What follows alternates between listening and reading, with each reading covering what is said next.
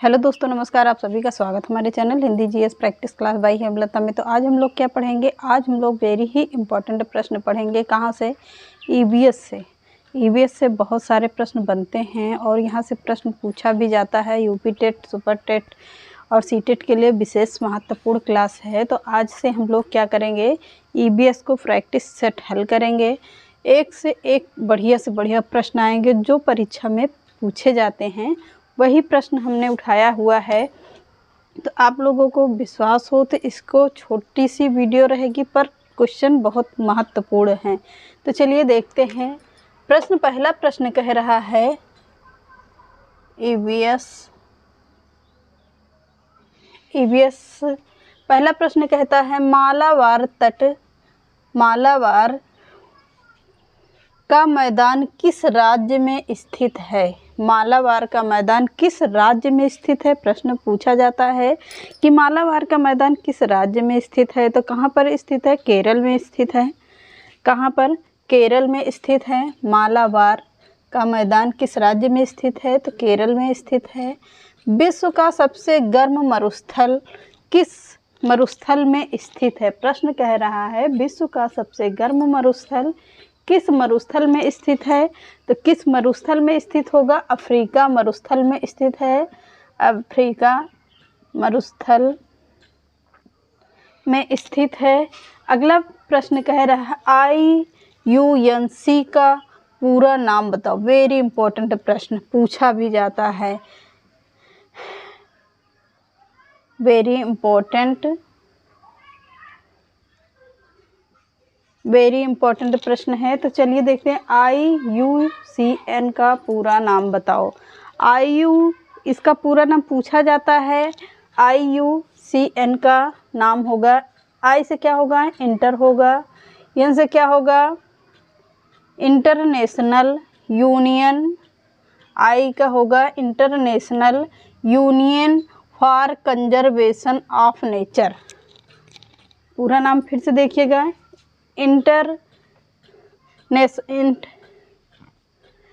International union for conservation of nature, IUCN का पूरा full form होगा। अगला प्रश्न है समुद्र जल का pH मान कितना होता है? यह प्रश्न पूछा जाने वाला प्रश्न है कि समुद्र जल का pH मान कितना होता है? तो कितना होगा? 8.4 होता है। कितना? 8.4 होता है, यानी 8.4 होता है। अगला प्रश्न कह रहा है रेड डाटा बुक लाल सूची किस सन में जारी की गई थी?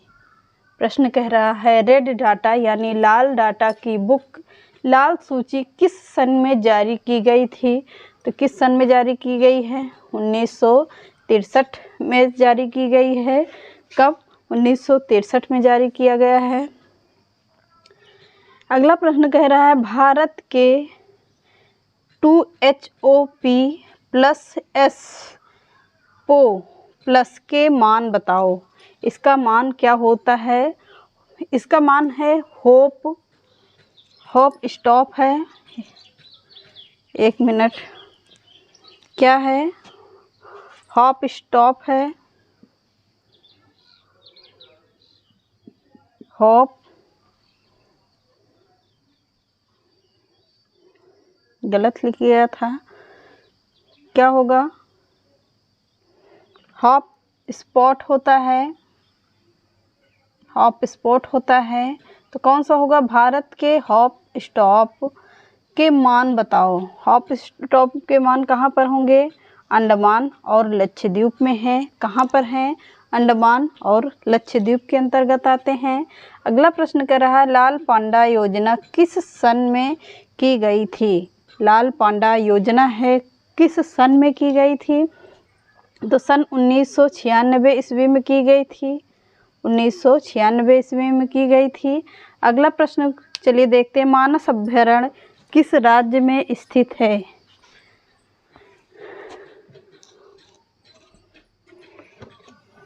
अगला प्रश्न चलिए देखते हैं फटाफट से इसको।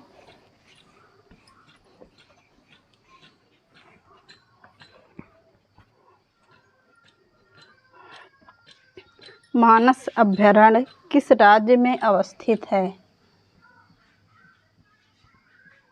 ईवीएस पर्यावरण। प्रश्न कह रहा है मानस अभयारण्य किस राज्य में स्थित है? किस राज्य में स्थित है? प्रश्न कह रहा है कि मानस अभयारण्य किस राज्य में स्थित है, तो किस राज्य में स्थित होगा? असम में है। कहाँ पर है? असम में है। अगला प्रश्न कह रहा है टमाटर व मांस किस क्रांति से संबंधित हैं? वेरी इंपॉर्टेंट प्रश्न है। टमाटर व मांस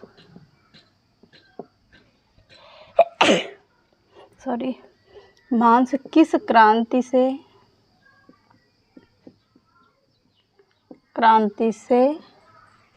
संबंधित हैं? किस क्रांति से संबंधित हैं?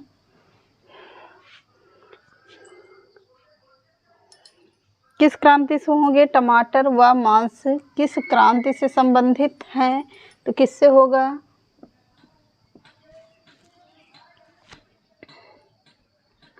लाल क्रांति से संबंधित हैं। लाल क्रांति से संबंधित हैं। अगला प्रश्न कह रहा है केंद्रीय कपास अनुसंधान संस्थान, केंद्रीय कपास अनुसंधान संस्थान अनुसंधान केंद्र की, ऐसे प्रश्न है, केंद्र की स्थापना कब की गई थी?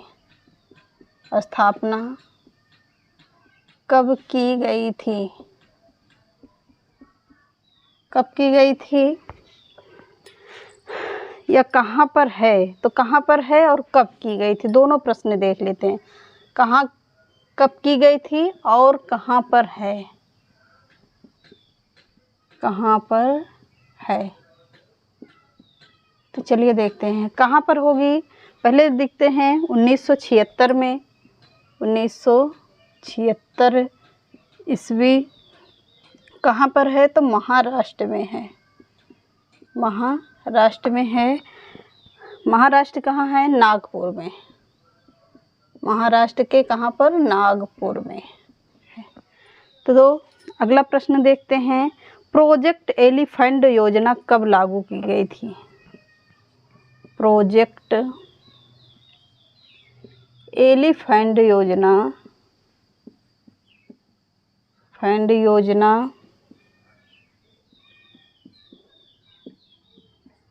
कब लागू की गई थी? कब लागू की गई थी?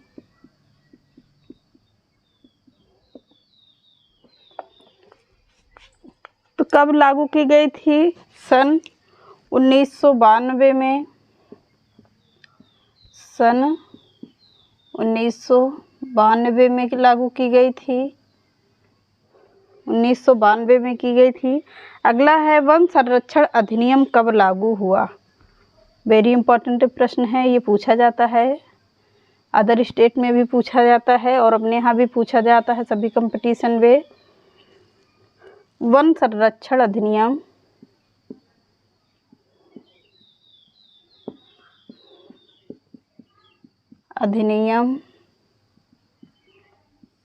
कब लागू किया गया था? लागू किया गया था। तो कब लागू किया गया था? सन 1980 में किया गया था। कब? सन 1980 में किया गया था। अगला प्रश्न है ग्रेट हिमालयन नेशनल पार्क कहाँ पर स्थित है? ग्रेट हिमालयन नेशनल पार्क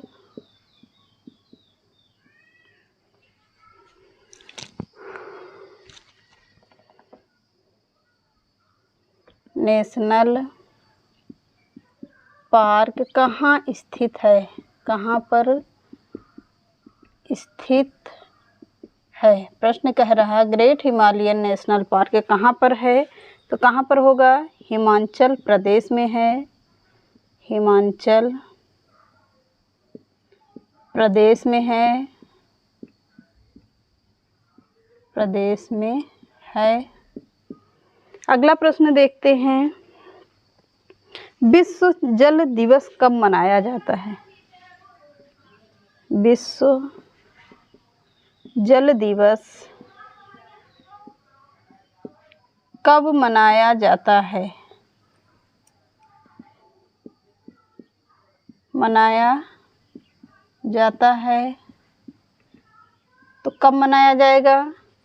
22 मार्च को मनाया जाता है। 22 मार्च को मनाया जाता है।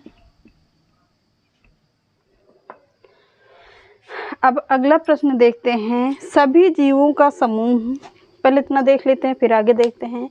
मानस अभयारण्य किस राज्य में स्थित है? तो मानस अभयारण्य असम राज्य में स्थित है। कहाँ पर? असम राज्य में स्थित है। अगला प्रश्न कह रहा है, टमाटर व मांस क्रांति किस क्रांति से संबंधित है? तो किससे होगा? लाल क्रांति से संबंधित है।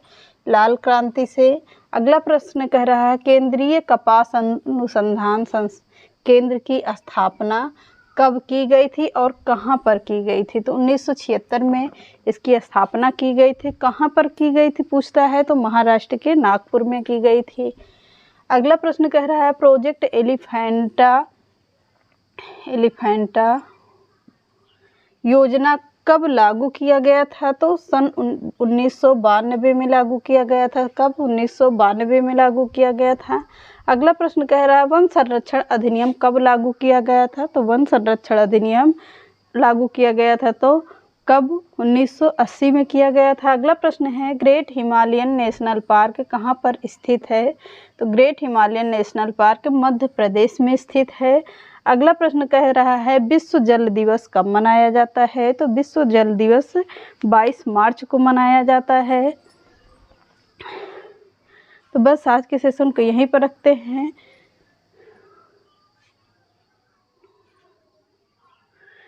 एक मिनट 15 प्रश्न पूरा कर देते हैं। 15 का 15 प्रश्न पूरा कर देते हैं।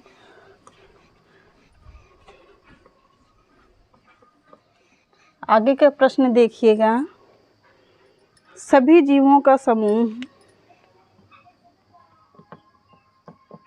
सभी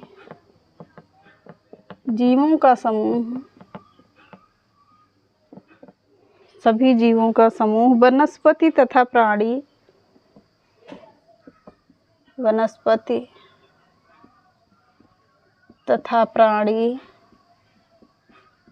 वनस्पति तथा प्राणी जो एक साथ, जो प्रश्न लंबा है लेकिन पूछा जाने वाला है, जो एक साथ एक इकाई के राज्य में रहते हैं, एक साथ एक इकाई के राज्य में रहते हैं, राज्य में रहते हैं, उन्हें क्या कहा जाता है? उन्हें क्या कहा जाता है? क्या कहा जाता है? तो क्या कहा जाएगा? बायोम कहा जाता है। बायोम। सभी जीवों का समूह वनस्पति तथा प्राणी एक साथ एक इकाई के एक राज्य में रहते हैं तो उन्हें क्या कहा जाता है? बायोम कहा जाता है। अब आगे का प्रश्न देखते हैं, पारिस्थितिक असंतुलन का प्रमुख कारण क्या है?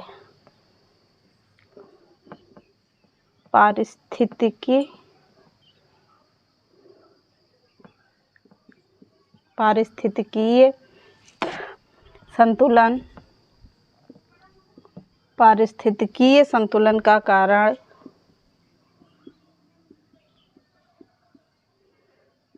क्या कहा क्या है? पारिस्थितिकीय संतुलन का कारण क्या होगा? तो क्या होता है? वनों उन्मूलन होता है। वेरी इंपॉर्टेंट प्रश्न है। वनों को काटना, वनों उन्मूलन होता है, वनों उन्मूलन होगा। अगला प्रश्न कह रहा है कोरोमंडल तट का मैदान किस राज्य में अवस्थित है? कोरोमंडल तट का मैदान, कोरोमंडल तट का मैदान किस राज्य में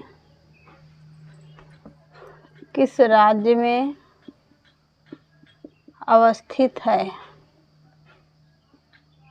किस राज्य में अवस्थित होगा? तो किस राज्य में अवस्थित है? तमिलनाडु में है, तमिलनाडु में है। अगला प्रश्न कह रहा है ग्रीन हाउस गैस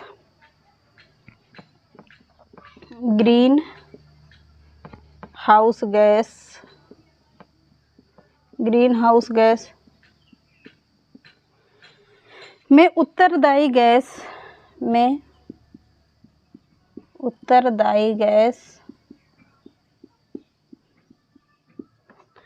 किसे माना जाता है? किसे माना जाता है? किसे माना जाता है? तो CO2 को माना जाता है। तो चलिए देखते हैं। सभी जीवों का समूह, वनस्पति तथा प्राणी जो एक साथ एक इकाई के एक राज्य में रहते हैं तो उन्हें क्या कहा जाता है? बायोम कहा जाता है। अगला प्रश्न कह रहा है पारिस्थितिकीय संतुलन का कारण क्या है? तो पारिस्थितिकीय संतुलन का कारण क्या होगा? वनों उन्मूलन अर्थात पेड़ों को काटना, पेड़ ज़्यादा से ज़्यादा लगाया जाए और काटे कम जाएं। तो ये होगा पारिस्थितिकीय संतुलन का कारण। अगला प्रश्न है कोरोमंडल तट का मैदान किस राज्य में अवस्थित है? तो किस राज्य में अवस्थित होगा? तमिलनाडु में अवस्थित है। अगला प्रश्न कह रहा है ग्रीन हाउस गैस उत्तरदायी गैस किसे माना जाता है? तो ग्रीन हाउस गैस का उत्तरदायी गैस किसे माना जाता है? CO2 यानी कार्बन डाइऑक्साइड को माना जाता है। ये रहे कुछ आज के प्रश्न। चलिए मिलते हैं नेक्स्ट क्लास में। चैनल पसंद आए तो लाइक कर दीजिएगा, सब्सक्राइब ज़्यादा से ज़्यादा शेयर कर दीजिएगा। नमस्कार।